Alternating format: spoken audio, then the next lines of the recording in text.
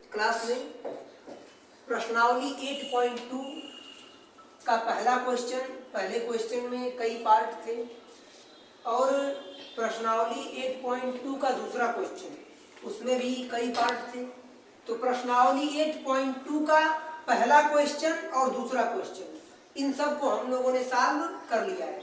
आज हम लोग प्रश्नावली 8.2 का तीसरा क्वेश्चन सॉल्व करेंगे। क्वेश्चन में कुछ इस प्रकार से दिया हुआ है। क्वेश्चन में कहा है tan a प्लस बी बराबर √3 और tan a माइनस बी बराबर 1/√3। a plus B is greater than 0 degree, मतलब a प्लस बी का मान 0 डिग्री से बड़ा है और 90 डिग्री से छोटा है या उसके बराबर है। और साथ में एक और कंडीशन आपको दिया है कि जो a है वो b से बड़ा है।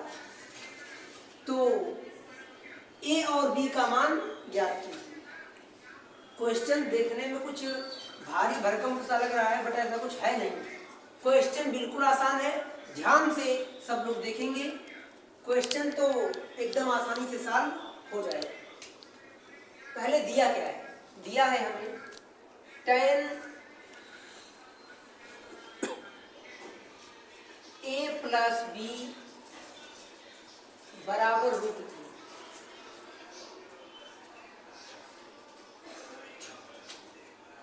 tan a प्लस बी, अब ध्यान दीजिए, tan a प्लस बी का मान √3 दिया है। हमें तो a प्लस बी का मान चाहिए, या फिर हमें तो a और b का मान निकालना है। तो मतलब कहीं ना कहीं से tan को तो हटाना पड़ेगा।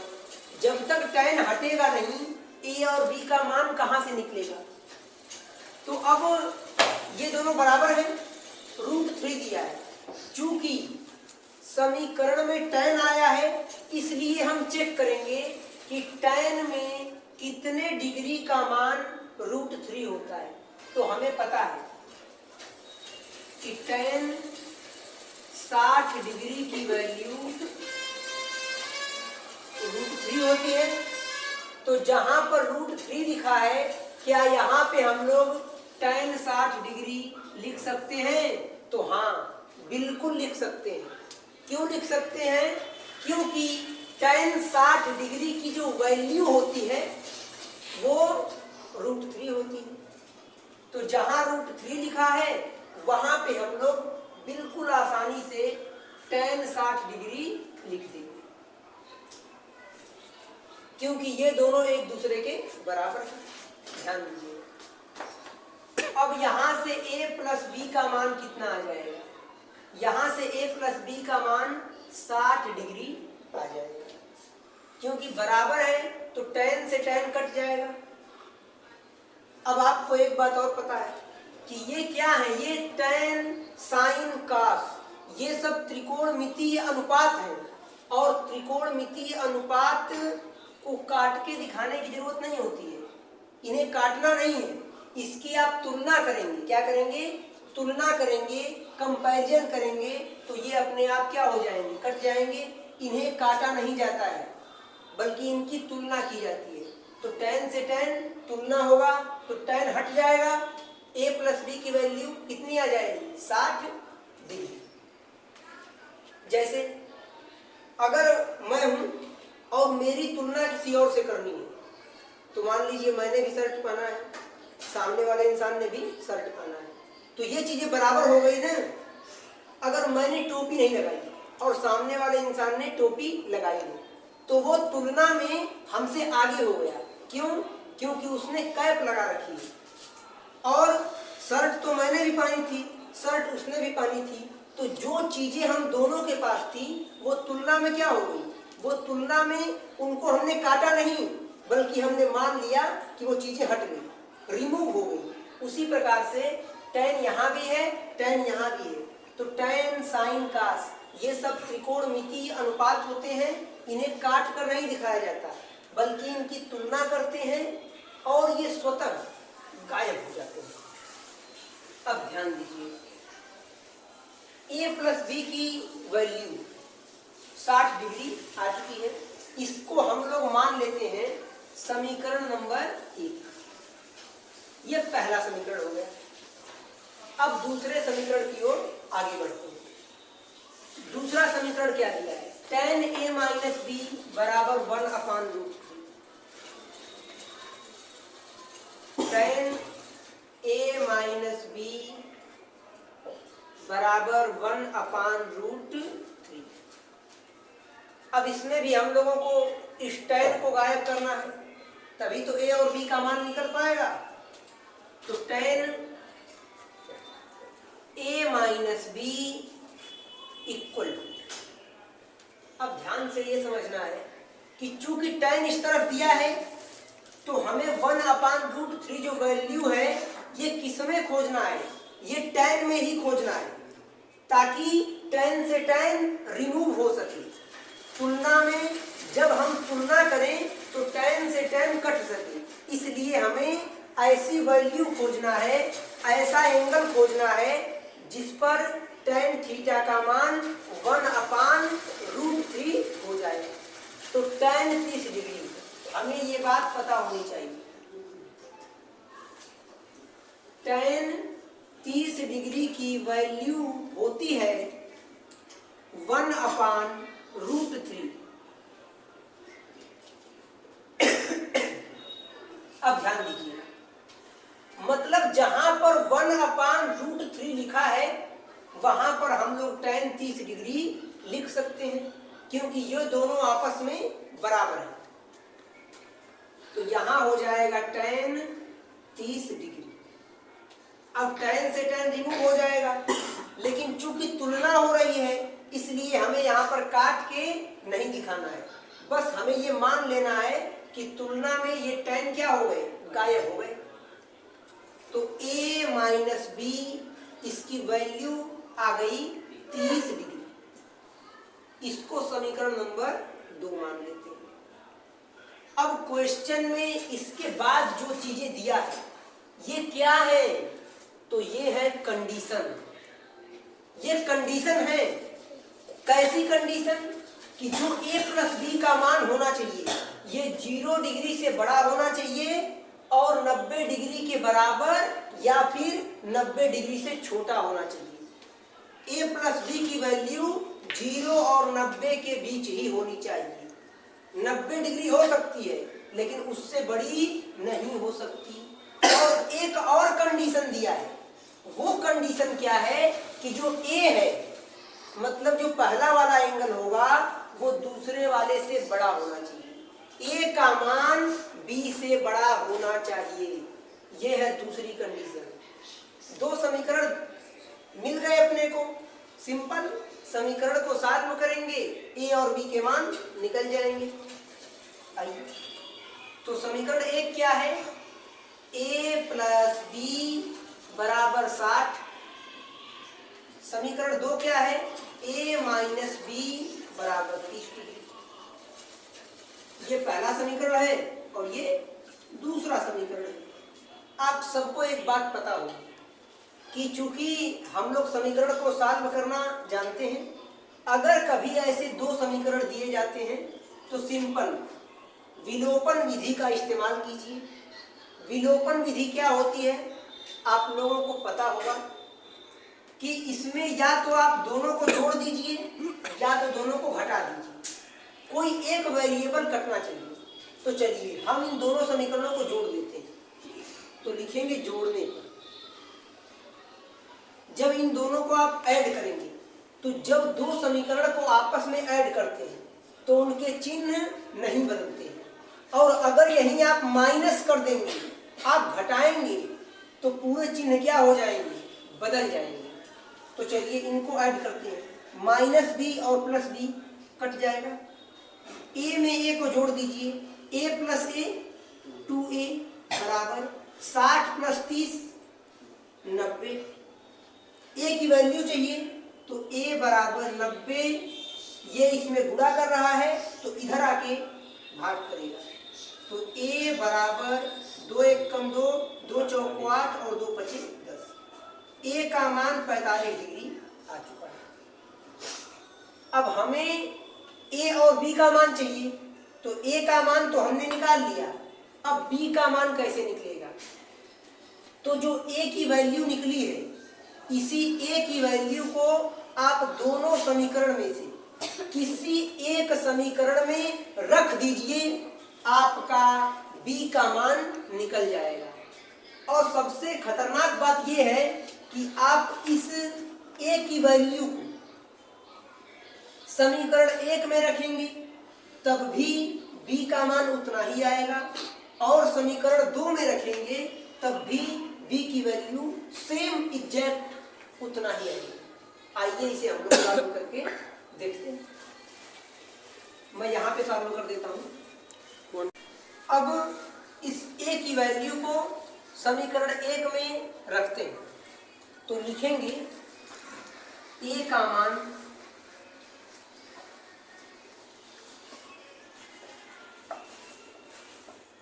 समीकरण 1 में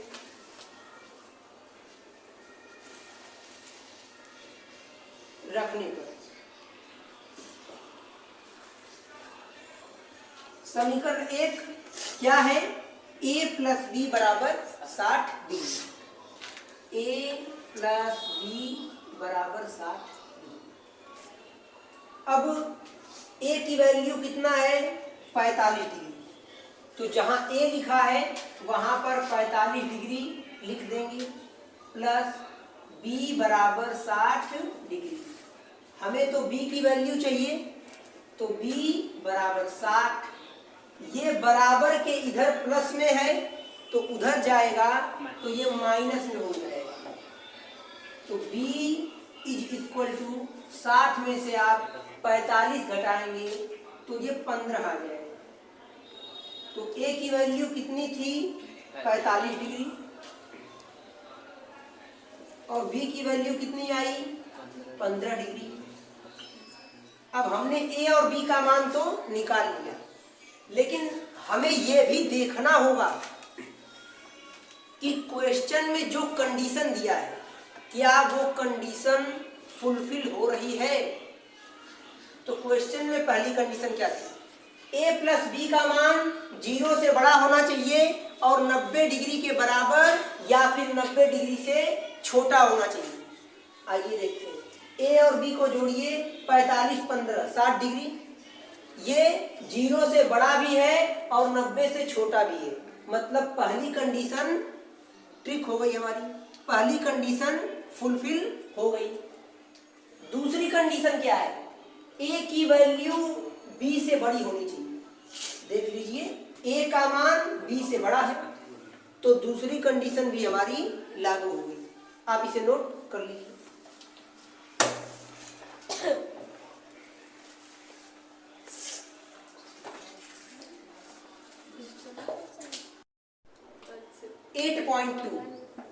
का जो तीसरा क्वेश्चन था हमने सॉल्व कर लिया।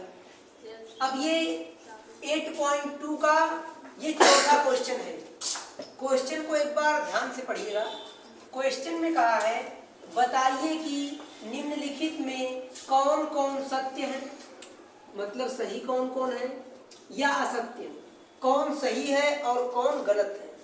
कारण सहित मतलब वो रीजन भी बताइए। कारण सहित, सहित का मतलब होता है साथ, अर्थात कारण के साथ अपने उत्तर की पुष्टि कीजिए। मतलब वो रीजन भी बताना है कि कोई चीज सही क्यों है और गलत क्यों। तो पहला क्या दिया है? साइन a प्लस बी बराबर sine a plus sine B. अब ध्यान से देखिएगा, इसका मतलब क्या ये है कि अगर कहीं साइन a प्लस बी दिया है तो हम उसे साइन a और साइन बी लिखें? नहीं, इसका मतलब ऐसा नहीं है। मैंने आपको बताया है कि अगर साइन के अंदर कोई भी चीज लिखी है तो वो उसके एंगल का काम करती है। अगर आप ऐसे करें कि एक बार साइन का गुणा इसमें करें, एक बार साइन का गुणा इसमें करें, तब तो ये गलत हो जाएगा। क्यों? बता रहा हूं। ये कुछ साइन a प्लस बी लिखा है, वास्तविक रूप क्या होता है? साइन थीटा होता है। तो क्या अगर साइन थीटा होता है तो थीटा के प्लेस पे कौन आ रहा है? ए प्लस बी। ये पूरा थीटा के प्लेस पे आ रहा है। और क्या अगर कहीं साइन थीटा लिखा है तो इसे आप साइन गुणे थीटा लिखेंगे? नहीं, आप ऐसा बिल्कुल नहीं कर सकते हैं, क्योंकि साइन कभी थीटा से अलग होता ही नहीं है, बल्कि ये एक ही है, ये अलग नहीं है। आपने लिखा साइन 30 डिग्री, तो साइन 30 डिग्री इस पूरे की वैल्यू कितनी होती है? 1/2। आप अगर चाहें कि हम साइन 30 डिग्री को अलग कर दें तो नहीं कर सकते हैं, क्योंकि ये साइन 30 डिग्री अलग अलग बिल्कुल नहीं है, ये एक ही है। क्या है? एक ही है। मतलब अगर आप लिखे साइन गुणे 30 डिग्री, इसे तोड़ के, तो ये क्या हो जाएगा? ये गलत हो जाएगा, ये रॉन्ग हो जाएगा। ये अलग अलग नहीं है, ये एक ही है। तो अगर साइन थीटा अलग अलग नहीं है, तो अगर कहीं साइन ए प्लस बी लिखा है तो मतलब साफ है कि ये साइन ए प्लस बी है, ये एक ही है। तो क्या अलग अलग हम गुणा करेंगे? नहीं, अलग अलग गुणा बिल्कुल नहीं कर सकते हैं, क्योंकि ये पूरी एक वैल्यू है। और जहां कोई चीज पूरी एक होती है, फिर एक ही चीज में गुणा कैसे कर सकते हैं? तो साइन ए प्लस बी की वैल्यू साइन ए प्लस साइन बी कभी भी नहीं हो सकती है, ये नहीं हो सकता। तो पहला कथन क्या हो जाएगा? असत्य हो जाएगा। पहला कथन असत्य हो जाएगा, रॉन्ग हो जाएगा। दूसरा बड़ा ही प्यारा क्वेश्चन है। थीटा में वृद्धि होने के साथ साइन थीटा के मान में भी वृद्धि होती है। आइए चेक कर लेते हैं। ये आपके थीटा की वैल्यू है और ये साइन की वैल्यू है। 0 degree, 30 degree, 45 degree, 60 degree, 90 degree. Sine 0 degree की वैल्यू 0, साइन 30 डिग्री की वैल्यू 1/2, साइन 45 डिग्री की वैल्यू 1/√2, साइन 60 डिग्री की वैल्यू √3/2, साइन 90 डिग्री की वैल्यू 1। अब ध्यान दीजिएगा,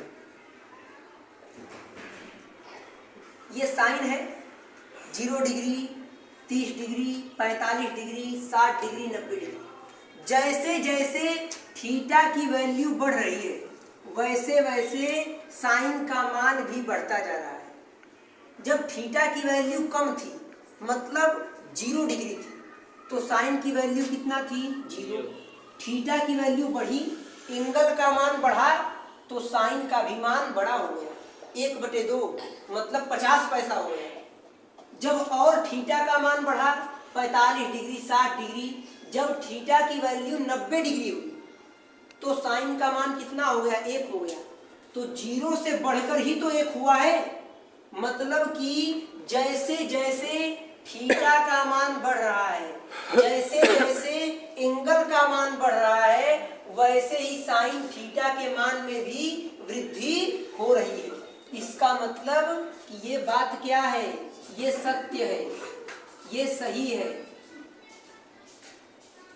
अब वो अलग बात है कि जब आप साइन में 90 डिग्री के आगे जाएंगे तो फिर वैल्यू घटेंगी, बढ़ेंगी। वो क्लास 10th के सिलेबस से बाहर की चीजें, वो क्लास 11th में हम आपको समझाएंगे। लेकिन फिलहाल अगर 0 से 90 डिग्री तक की हम बात करें, तो हमें तो यही देखने को मिल रहा है कि जैसे जैसे एंगल का मान बढ़ रहा है, वैसे वैसे साइन थीटा का मान भी बढ़ता जा रहा है। 0 था और 1 पे चला गया, मतलब थीटा में वृद्धि के साथ साइन थीटा के वैल्यू में वृद्धि हो रही है। तो ये बात सही हो जाएगी। अब अगला क्वेश्चन,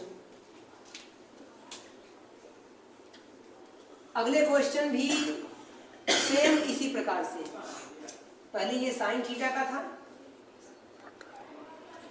0 था, ये 1/2, ये 1/√2, ये √3/2 और ये 1।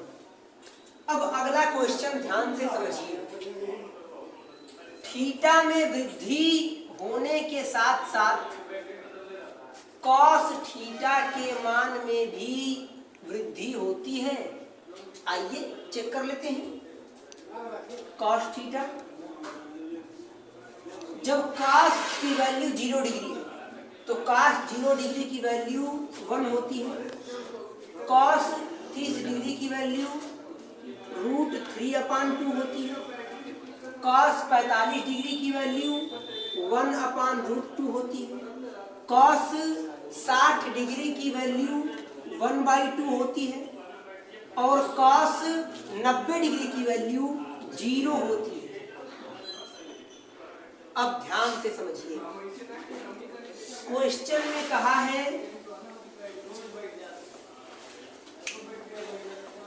कि थीटा के मान में वृद्धि होने के साथ कॉस थीटा के मान में भी वृद्धि होती है। तो थीटा का मान 0 डिग्री था तो कॉस की वैल्यू कितना था, 1।